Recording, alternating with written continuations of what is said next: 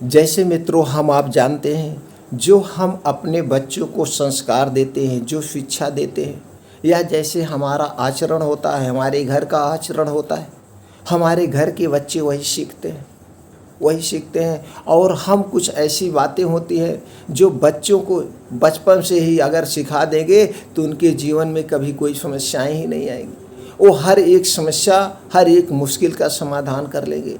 तो दोस्तों, आज आपको इसी से संबंधित कुछ जानकारी मिलने वाली है। सभी मित्रों का हमारे इस कहानी के चैनल पर बहुत बहुत स्वागत व अभिनंदन है। चलिए मित्रों, कहानी को शुरू करते हैं और जानते हैं कहानी से हमें क्या जानकारी मिलती है। दोस्तों, कहानी को पूरा सुनिएगा और सुनने के बाद खुद जान जाएंगे कितनी अच्छी कहानी, और हमें इस ज्ञान को जरूर अर्जित करना चाहिए। एक बार की बात है, एक गांव में एक विधवा औरत अपने दो बेटियों स्नो वाइट और रोज रेड के साथ रहती थी। स्नो वाइट बहुत ही शांत और शर्मीला स्वभाव की थी, वहीं रोज रेड बहुत नटखट और शरारती थी। दोनों बेटियां अपनी मां की मदद करती थीं। तीनों की जिंदगी बहुत ही खुशहाल तरीके से बीत रही थी। जब शाम होती तो माँ दोनों बेटियों को परियों की कहानियाँ सुनाती। हर दिन ऐसे ही बीतता और ऐसे ही मौसम बदलते गए। एक बार सर्दियों की शाम जब स्नो वाइट और रोज रेड अपनी माँ से कहानी सुन रहे थे, तभी अचानक दरवाजे पर दस्तक हुई। दरवाजे की आवाज़ सुनकर तीनों चौंक गए। स्नो वाइट और रोज रेड की मम्मी ने बच्चियों की चिंता को कम करने के लिए कहा, बच्चियों डरो मत, दरवाजे पर कोई यात्री होगा जो रास्ता भटक गया होगा। मम्मी की बात सुनकर दोनों बच्चियों का डर थोड़ा सा कम हुआ। फिर स्नो वाइट ने कहा, माँ मैं जाकर देखती हूँ कि कौन है। स्नो वाइट ने जैसे ही दरवाज़ा खोला, सभी के होश उड़ गए। स्नो वाइट के सामने एक बड़ा सा भालू खड़ा था। तीनों माँ बेटी डर के मारे चिल्लाने लगी। तभी भालू ने इंसानों की आवाज़ की बात करनी शुरू कर दी। उसने कहा, आप लोग सब डरे नहीं, प्लीज़ चिल्लाए नहीं, आप लोग मेरी बात सुने। मुझे बहुत ठंड लग रही है और मुझे भूख भी बहुत लगी है। इतना सुनते ही तीनों माँ बेटी शांत हो गई, क्योंकि वो अन्य भालुओं जैसा नहीं था, वो इंसान की तरह बोल रहा था। फिर माँ ने भालू को अंदर आने की इजाज़त दी। तीनों ने भालू की मदद की। उन्होंने उसे कंबल दिया और खाने को दिया। भालू और उन तीनों की खूब दोस्ती हो गई थी। पूरी सर्दियों में भालू उनके साथ रहा और हर रोज़ उनके लिए वो तोहफे भी लाता था। ऐसे ही सर्दियों का मौसम बीत गया और भालू के जाने का वक्त आ गया। उस भालू ने उन्हें धन्यवाद किया और उनके घर से वो चला गया। कुछ दिनों बाद स्नो वाइट और रोज रेड जंगल में फल तलाश कर रही थी। उसी दौरान अचानक उन्होंने किसी के चिल्लाने की आवाज़ सुनी। फिर वो आगे गई तो उन्होंने देखा एक छोटे से कद वाले व्यक्ति की लंबी दाढ़ी एक पेड़ से दब गई थी। वो व्यक्ति चिल्लाए जा रहा था। उसने दोनों को मदद के लिए पुकारा। तब स्नो वाइट और रोज रेड ने उसकी फंसी दाढ़ी निकालने की बहुत कोशिश की, लेकिन कुछ भी ना हो सका। तभी रोज रेड को एक तरकीब सूझी।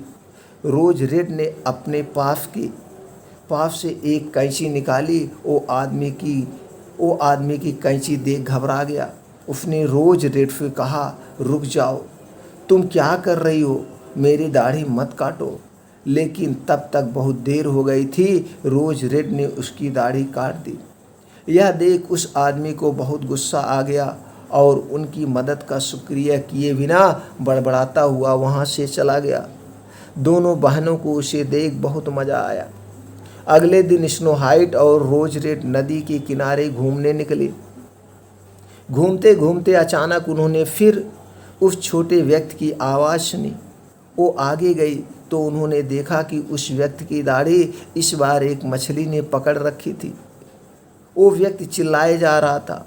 फिर दोनों बहनों ने उसकी मदद करने की कोशिश की, लेकिन उसकी दाढ़ी मछली की मुंह से नहीं निकली। अंत में स्नो वाइट ने फिर से कैंची से उसकी दाढ़ी काट दी। वह छोटा आदमी फिर से उनका धन्यवाद कहने के बजाय गुस्सा होकर बड़बड़ाता हुआ वहाँ से चला गया। और दोनों बहनें हंसने लगीं। तभी उनकी नज़र सामने पत्थर के पास पड़े एक बेहोश व्यक्ति पर गई। वो उसके सामने गई तो देखा उसके सिर पर चोट लगी थी। तभी उस व्यक्ति को होश आ गया। लड़कियों ने उससे पूछा, कौन हो तुम? तब उसने कहा, मैं एक राजकुमार हूँ और मेरा नाम एडम है। उसने आगे कहा, मैं अपने भाई जोसेफ को ढूंढ रहा हूँ। मेरा भाई ज्योरों का बैग लेकर जंगल घूमने निकला था, लेकिन सदियों से ही वो गायब हो गया है। अभी मैंने वैसे ही बैग के साथ एक व्यक्ति को देखा, पर जैसे ही मैं कुछ कर पाता उसने मुझ पर जादू कर बेहोश कर दिया। स्नो वाइट और रोज रेड ने राजकुमार को अपना परिचय देकर उसकी मदद करने का फैसला किया। तभी जंगल की तरफ से उन्होंने एक जानवर और एक आदमी की आवाज़ सुनी। वो लोग उस आवाज़ के पीछे भागे तो उन्होंने देखा कि वही छोटा व्यक्ति था जिनकी मदद स्नो वाइट और रोज रेड ने की थी। दोनों बहनों ने कहा, ये तो हमारा दोस्त भालू है, और उसके साथ तो वही छोटा व्यक्ति है जिसकी बार बार दाढ़ी फंसी जा रही थी। राजकुमार ने कहा, ये तो वही व्यक्ति है जिसने मेरे भाई का बैग लिया था और मुझे बेहोश किया था। राजकुमार ने लड़कियों को रुकने को कहा और खुद तलवार लेकर आगे बढ़ा। वो छोटा व्यक्ति चिल्ला रहा था और भालू को कह रहा था कि यह बैग तुम रख लो। वो भालू गुस्से में था और उसे कह रहा था कि देखो तुम्हारे जादू ने क्या कर दिया। इतने में राजकुमार ने बोला, ये आदमी मेरा है और मैं इसे सजा दूंगा। इतने में वो व्यक्ति पेड़ से नीचे कूदा और अपने कद से बहुत लंबा रूप ले लिया। उसने राजकुमार के हाथों से तलवार फेंक दी। वो उनकी तरफ उन्हें मारने के लिए आगे बढ़ा। इतने में स्नो वाइट ने तलवार उठाकर राजकुमार एडम की तरफ फेंक दी। इतने में भालू बोला, उसकी दाढ़ी काटो, उसकी सारी शक्तियाँ उसकी दाढ़ी में ही है। ये सुनते ही राजकुमार ने उसकी दाढ़ी की तरफ निशाना लगाकर तलवार को फेंका, जिससे उसकी दाढ़ी कट गई और वो फिर से छोटा हो गया। राजकुमार जैसे ही उस व्यक्ति को पकड़ने के लिए भागा, वो व्यक्ति वहाँ से भाग खड़ा हुआ।